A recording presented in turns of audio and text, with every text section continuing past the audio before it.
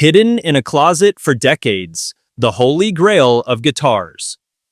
In the spring of 2024, I opened a guitar case in a dark bedroom closet, and within minutes realized I was holding an instrument that some would call the holy grail of guitars, a guitar that would eventually sell for 5 figures.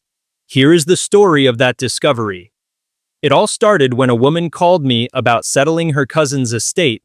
She said there were some musical instruments in the house, and that's when my ears perked up. After a brief walkthrough of the house, she began to point out some of the furniture and electronics. I got right to the point and asked the only question that really mattered. Where are the musical instruments? She led me to a dimly lit back bedroom where I saw several musical instrument cases stacked along the wall. Guitars, violins, a banjo, and some percussion cases. I immediately went to the guitar cases. Inside, I found some interesting mid-century instruments, including a 1960s Hofner double-neck bass and guitar combo, a 1960s Danelectro Belzuki 12-string, a 1940s Gibson banjo frame, and a couple of inexpensive acoustic guitars. I wasn't terribly excited, but I thought, oh well, it's better than nothing. There could be a few dollars in the Hofner and Danelectro, but then I noticed another guitar case pushed deep into the back of the closet. When I opened it, my heart stopped. Inside was a very old Martin acoustic guitar. It was in rough shape, no strings or bridge pins, no tuning machines, and no strap-end peg. It was extremely dirty, and there was masking tape stuck on the pickguard and all over the front of the body.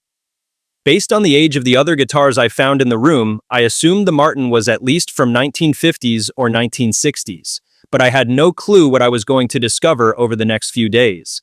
My first step was to look inside the guitar for the serial number. And sure enough, there it was. The model designation, a 00018, and the serial number, 72573. I couldn't wait to look it up. When I did, I was blown away. The guitar was made in spring of 1939. To confirm my findings, I contacted the historian at the C.F. Martin Guitar Company. He requested photos, especially a clear image of the serial number stamp from inside the guitar. A few days later, I heard back. The Martin historian confirmed the exact build date, May 3rd of 1939. I quickly realized that this wasn't just an old Martin, it was built before World War II, during what collectors consider Martin's golden era.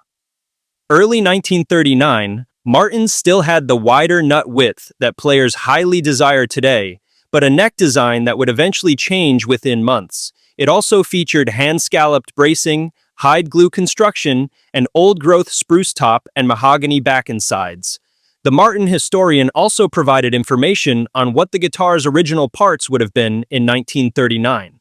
Based on the photos, he believed the finish appeared original, but recommended we have it evaluated by an authorized Martin service center.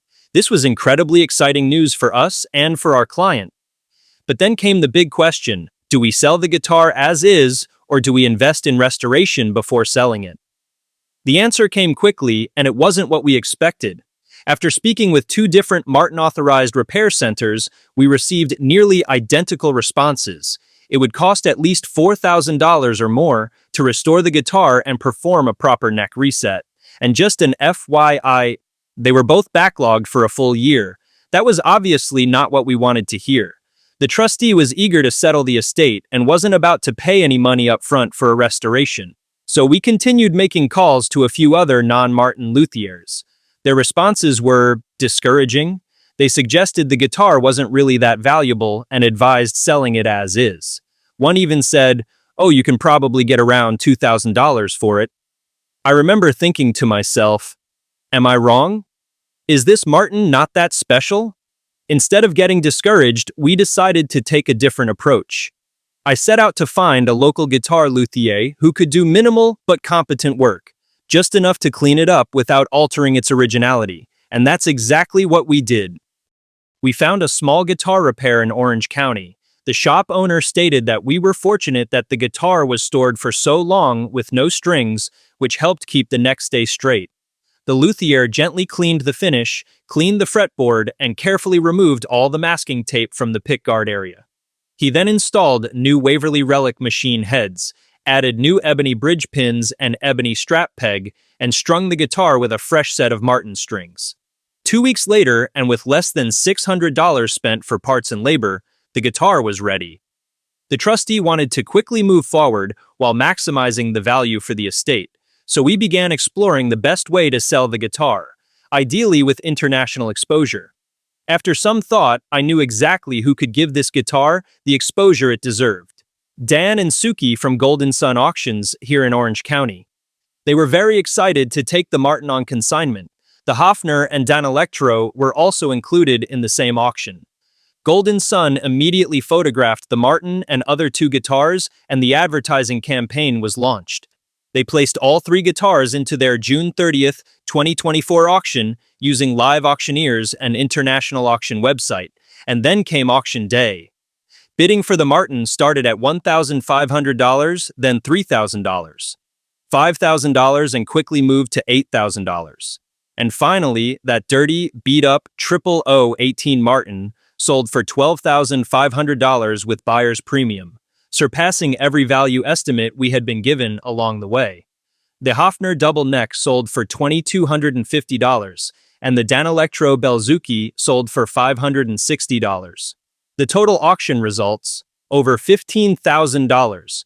Our client was thrilled and very happy with her proceeds check. Thanks for taking this 3-month journey with us, and remember, some guitars are bought, some are inherited, and some wait 85 years in a dark closet for someone to finally open the case. If you enjoyed this story about finding hidden musical instruments, please consider subscribing to our channel. There is more to come.